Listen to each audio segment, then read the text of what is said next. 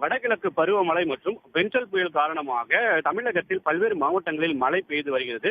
புயல் கரையை கடந்து வலுவிழந்த போதிலும் கிருஷ்ணகிரி மாவட்டத்தில் கடந்த 14 மணி நேரமாக இடைவிடாத தொடர் மழை பெய்து வருகிறது. குறிப்பாக ஊத்தங்கரை, போச்சம்பள்ளி, பர்கூர் போன்ற பகுதிகளில் அதிகனமழை பெய்துள்ளது.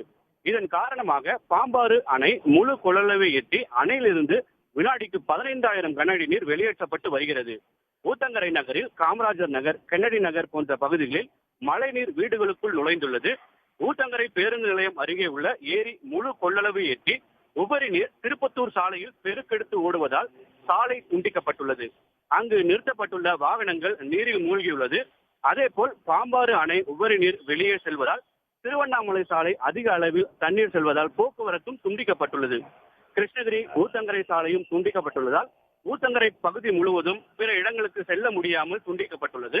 மழைநீர் புகுந்த பகுதியில் இருந்த மக்கள் அப்புறப்படுத்தப்பட்டு அருகே உள்ள முகாமில் தங்க வைக்கப்பட்டுள்ளனர். கிருஷ்ணகிரி மாவட்ட ஆட்சியர் சரையு தலைமையில் பேரிடர் மீட்பு குழுவினர் மீட்பு பணியில் ஈடுபட்டு வருகின்றனர். மழை தற்போது மெல்ல மெல்ல குறைந்து வருவதால் மீட்பு பணிகள் துரிதப்பட்டு வருகிறது. இதுவரை இல்லாத வகையில் கிருஷ்ணகிரி மாவட்டத்தில் அதிக மழை கடந்த 15 மணி நேரத்தில் பெய்துள்ளது.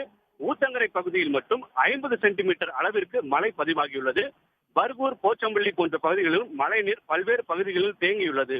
நீர்நிலைகள் வேகமாக நிரம்பியுள்ளது.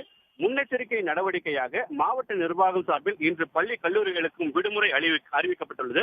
மேலும் மாவட்ட நிர்வாகம் சார்பாக அவசர உதவிக்காக 1077 என்ற தொலைபேசி எண்ணையும் கிருஷ்ணகிரி மாவட்ட ஆட்சியர் சரையு அறிவித்துள்ளார்.